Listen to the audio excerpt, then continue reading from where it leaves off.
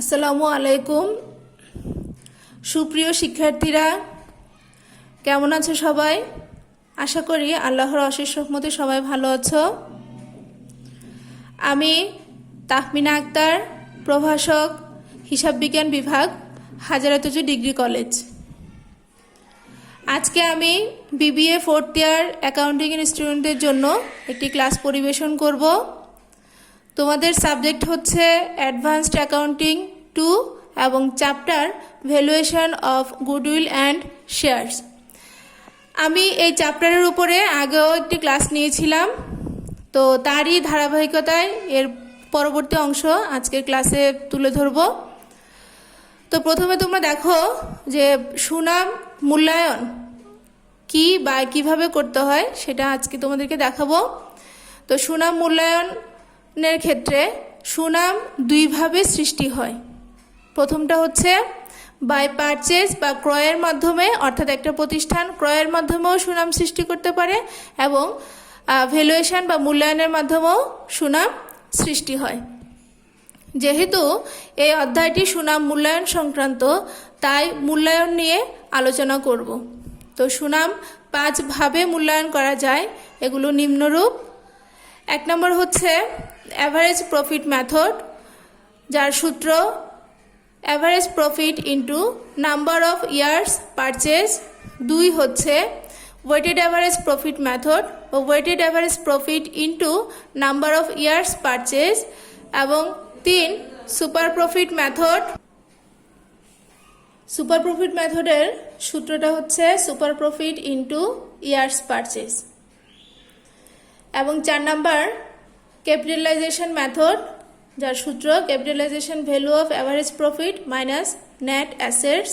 এবং এনুইটি মেথডের সূত্র হচ্ছে PV equal to 1 minus 1 divide by 1 plus r to the power n divided by r. এখন আজকে আমি তোমাদেরকে শুধুমাত্র সুপার প্রফিটের মাধ্যমে কিভাবে শেয়ার মূল্যায়ন গুডউইল ভ্যালুয়েশন করতে হয় সেটা দেখাবো, কারণ এটা পরীক্ষাতে বেশিরভাগ সময় আসে এবং একটু জটিল।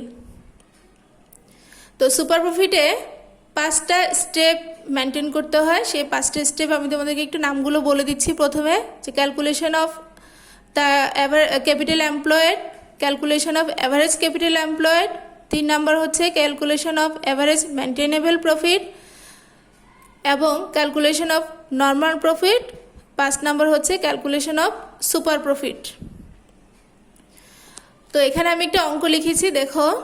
অঙ্কের মধ্যে প্রথমে আছে একটা ব্যালেন্স শিট, সেই ব্যালেন্স শিটের মধ্যে অ্যাসেটস এবং লায়াবিলিটিসগুলো দেওয়া আছে।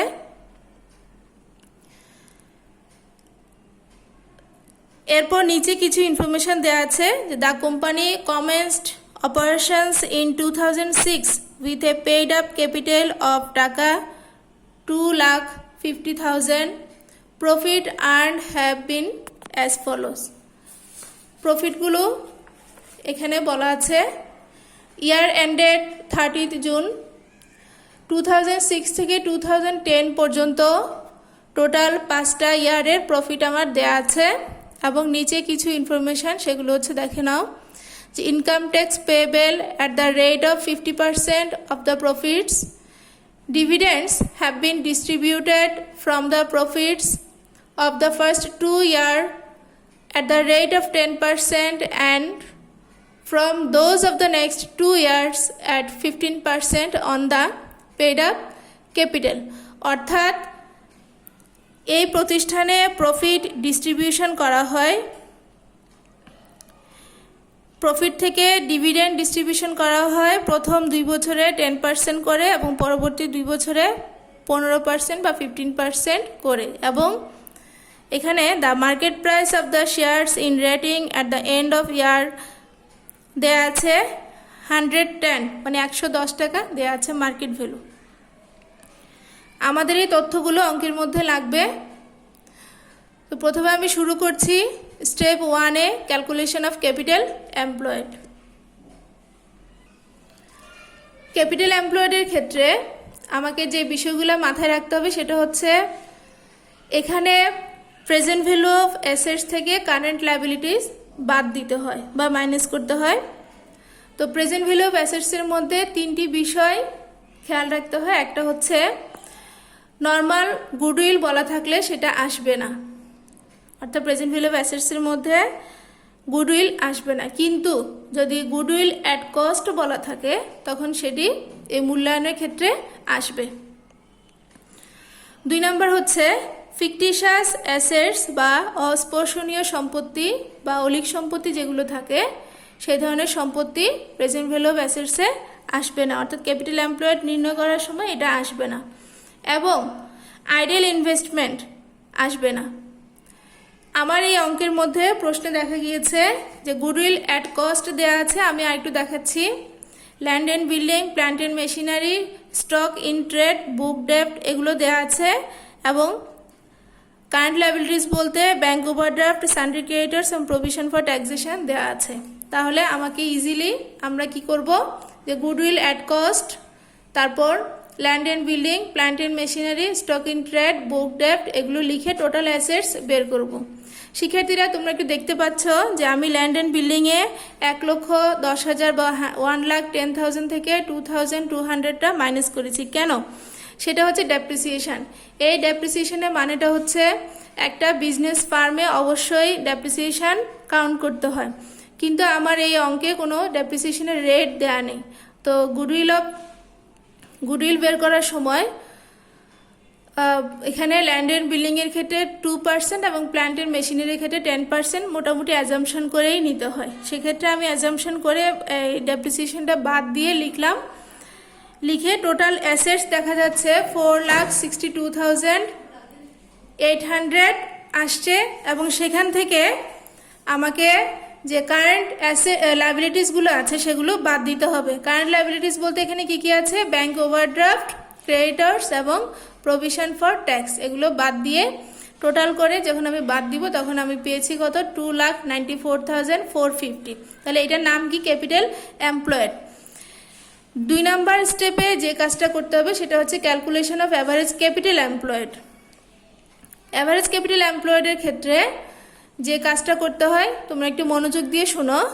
প্রথমত 1 নম্বরে যে ক্যাপিটাল এমপ্লয়েড পেয়েছি সেটা বসাবো। বসানোর পর সেখান থেকে half of adjusted current year profit বাদ দিতে হবে বা মাইনাস করতে হবে। এখন কথা হচ্ছে half of the adjusted current year প্রফিটটা আমি কী করে বের করব? সেখানে একটা নিয়ম হচ্ছে যে প্রফিট অফ দ্য ইয়ার বলতে আমার যে 5 ইয়ার্সের প্রফিট দেওয়া আছে তার সর্বশেষ বছরের প্রফিটে হচ্ছে প্রফিট অফ দ্য ইয়ার, সেটা বসালাম। বসানোর পর সেখান থেকে কিছু অ্যাডজাস্টমেন্টের কাজ করতে হয়। অ্যাডজাস্টমেন্ট বলতে এখানে ডেপ্রিসিয়েশন থাকবে, মাইনাস করতে হয়। এবং যদিও এই অঙ্কে নেই কিন্তু আমি বলে রাখছি, যদি কোনো অঙ্কে ইন্টারেস্ট অন ইনভেস্টমেন্ট এবং ইন্টারেস্ট অন ডিবেঞ্চার অর্থাৎ ঋণের সুদ এবং বিনিয়োগের সুদ যখন ধরতে বলবে তখন সেগুলো অ্যাডজাস্ট করতে হবে। এখানে ইন্টারেস্ট অন ইনভেস্টমেন্টের সুদটাকে মাইনাস করব এবং ইন্টারেস্ট অন ডিবেঞ্চারের যেটা সেটাকে প্লাস করব এবং ডেপ্রিসিয়েশন মাইনাস হবে। এখানে শুধু ডেপ্রিসিয়েশন আছে, তাই ডেপ্রিসিয়েশনটা 2টা ল্যান্ড অ্যান্ড বিল্ডিং এবং প্ল্যান্ট অ্যান্ড মেশিনারি যে আসছে সেটা বাদ দিয়ে আমি টোটাল পেয়েছি 12,200 এবং 65,000 থেকে আমি যখন এটা বাদ দিব তখন পেয়েছি 52,800 এবং সেখান থেকে ট্যাক্স বাদ দিতে হবে। ট্যাক্সটা বাদ দেওয়ার পর আসছে 26,400 এবং কথা হচ্ছে ট্যাক্সটা বাদ দেওয়ার পর আমি আবারও 26,400 পেয়েছি, যেহেতু 50% ট্যাক্স রেট ছিল, এবং তার অর্ধেক হচ্ছে কত? 13,200 এবং এটা কার থেকে বাদ দিব? ক্যাপিটাল এমপ্লয়েড থেকে। বাদ দেওয়ার পর আমি যে অ্যামাউন্টটা পেয়েছি সেটার নামই হচ্ছে অ্যাভারেজ ক্যাপিটাল এমপ্লয়েড। এখন হচ্ছে আমার 3 নাম্বার স্টেপ। 3 নাম্বার স্টেপে calculation of average maintainable profit বের করতে হবে। অ্যাভারেজ মেনটেনেবল প্রফিট বলতেই তোমরা বুঝতে পারছো যে প্রফিট যত বছরের দেয়া আছে তাকে অ্যাভারেজ করতে হবে। তাহলে যেহেতু আমার 5 বছরে দেওয়া ছিল তাহলে 5 বছর যোগ করে 5 দিয়ে ভাগ করে আমি পেয়েছি 51,900 এবং সেখান থেকে অ্যাডজাস্টমেন্ট বলতে শুধুমাত্র আমার কি ছিল? ডেপ্রিসিয়েশনগুলো বাদ দিব। বাদ দেওয়ার পর আসছে 39,700 এবং সেখানে আবার ট্যাক্সটা বাদ দিতে হবে 50% এই টাকার উপরে। তো বাদ দেওয়ার পর আসছে 19,850 এবং বাকি আমি যে টাকাটা পেলাম বিয়োগ করার পর ট্যাক্স বাদ দেওয়ার পর সেটা হচ্ছে 19,850। এটার নাম হচ্ছে অ্যাভারেজ মেনটেনেবল প্রফিট। এখন আমি তোমাদেরকে দেখাবো স্টেপ 4-এ কি করতে হয়। স্টেপ 4-এ হচ্ছে calculation of normal rate of return. একটা কথা বলে রাখি যে কোনো কোনো অঙ্কে নর্মাল রেট অফ রিটার্নটা সরাসরি দেওয়া থাকে, কিন্তু আমাদের যেহেতু এই অঙ্কে ছিল না তাই আমরা একটি নোটের সাহায্যে নর্মাল রেট অফ রিটার্নটা বের করব।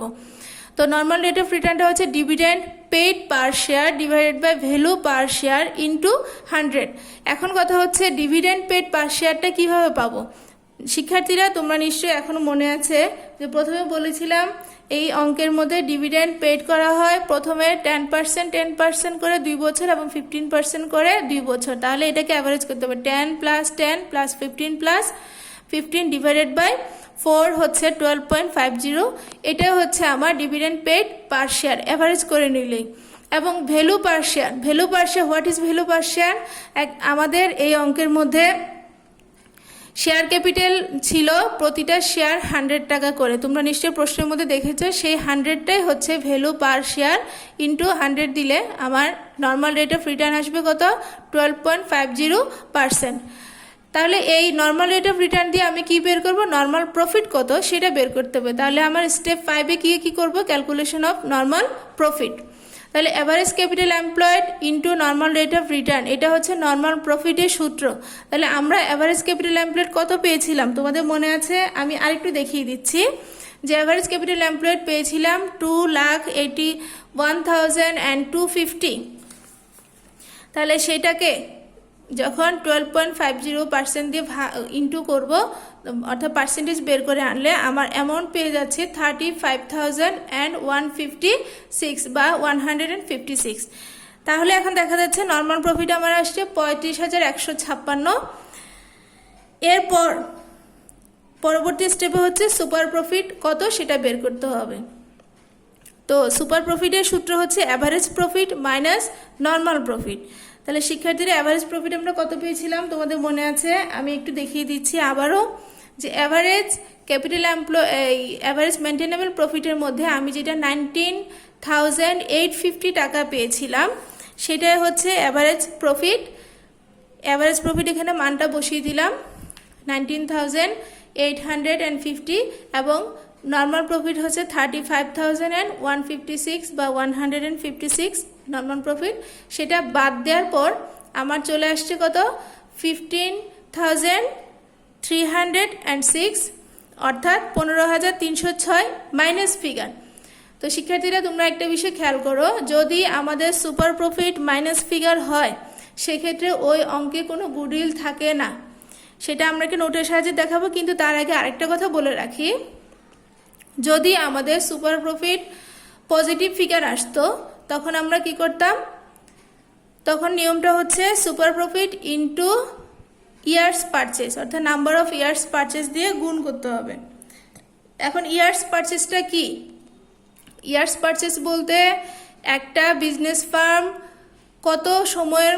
কত সময় ধরে সুনাম অর্জন করা শুরু করেছে সেটা হচ্ছে কি ইয়ার্স পারচেস। অর্থাৎ ধরো আমাদের এই অঙ্কের মধ্যে আছে 5 বছর ধরে প্রফিট অর্জন করছে, কিন্তু সেক্ষেত্রে সুনাম হচ্ছে 3 বছর ধরে নিতে পারে। এগুলো অ্যাজাম্পশন করার বিষয়, অর্থাৎ এই চ্যাপ্টারে বেশিরভাগ বিষয়গুলো একটু অ্যাজাম্পশন করে নিতে হয়। যেমন যদি আমাদের ডেপ্রিসিয়েশনের রেট দেওয়া না থাকে তখন রেটটা অ্যাজাম্পশন করতে হবে, ট্যাক্স রেট দেওয়া না থাকলে ট্যাক্সটাও অ্যাজাম্পশন করতে হয় এবং ইয়ার্স পারচেসটাও অ্যাজাম্পশন করে নিতে হয়। সেগুলো আমরা অঙ্কের শেষে নোটের মাধ্যমে দেখিয়ে দিতে হবে। এখন কথা হচ্ছে যদি 5 বছরের অঙ্ক থাকে তখন 3 বছর মানে 3 ইয়ার্স হবে পারচেজ ইয়ার। সে পারচেজ ইয়ার সুপার প্রফিটকে পারচেজ ইয়ার দিয়ে গুণ করলে আমরা গুডউইল পেয়ে যাব। বাট এখানে যেহেতু কোনো ধরনের সুপার প্রফিট হয়নি, সেহেতু এই অঙ্কে কোনো গুডউইল হবে না। তো আমরা নোটের সাহায্যে দেখিয়ে দিচ্ছি there is no super profit in this business, so we can say that there is no goodwill.